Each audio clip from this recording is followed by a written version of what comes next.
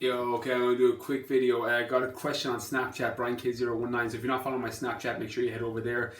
How can I get rid of bloating? This is something that I get a lot on the Q&A back and forth on Snapchat. So I'm going to do a quick video, talk to what I do for bloating and things you can do. Again, I know it varies person to person and different triggers. And girls, it tends to be a little bit worse during your time of the month and your menstrual cycle. So I'm going to do a video on what I use and what I use with my girls and what I use with my guys that helps with bloating in the stomach. Number one is finding the triggers that are causing the source. Normally it's a food that's in your diet or in your nutrition strategy that's causing you to bloat.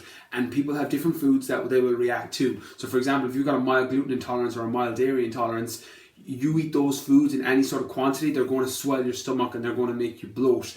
Even if you eat them earlier on in the day and it doesn't affect you right then, and your next meal you feel bloated, it may have been what you ate in the meal before. This is where people get caught. So if you eat a sandwich at 1 o'clock and then you feel bloated in your meal at 4 p.m, it could be the sandwich and the gluten and the wheat that's been working through your digestive system the 3 hours before. So sometimes people don't make the association because the cause and effect is delayed.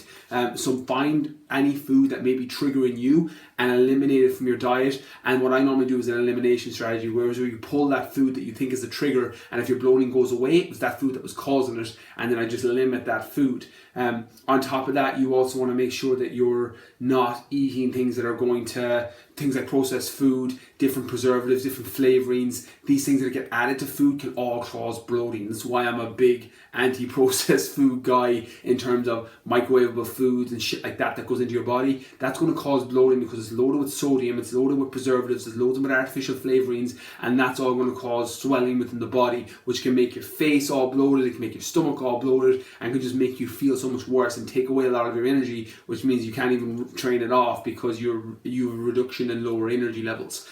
So those foods are number one. Find the cause and then cut that out.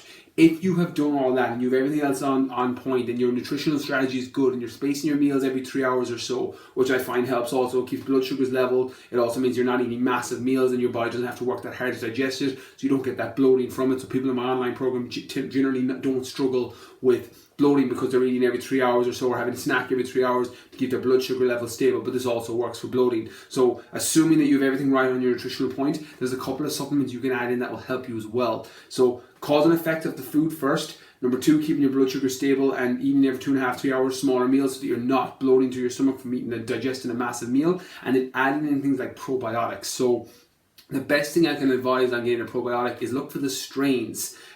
Generally people look for the bacteria and the 40 billion or 80 billion, and that's important to a degree, but the strength of a probiotic is normally within the strains. So 14 strains or 20 strains or whatever it is, that's normally going to give you a good idea of the strength of the probiotic. So I use the Renew Life probiotic, and I used the Udo Super 8s for a long time.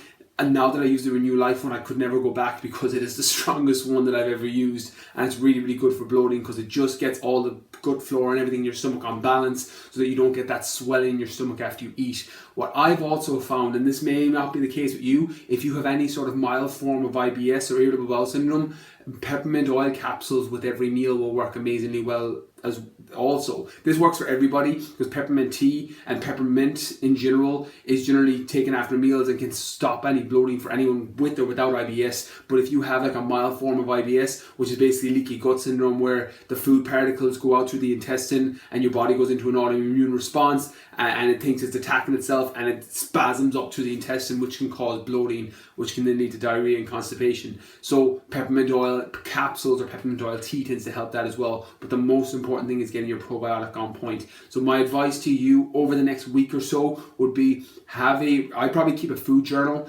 and note when your bloating is at its worst. You know, if you find that it's coming every day at 1 o'clock, what are you eating every day at 1 o'clock that's bringing that on? Or what did you eat in the meal previous that's bringing that on? You know, you want to keep everything steady. There's certain things like your probiotics, your peppermint oil, and keeping your good fats high and flax seeds and chia seeds high, which will all improve digestion.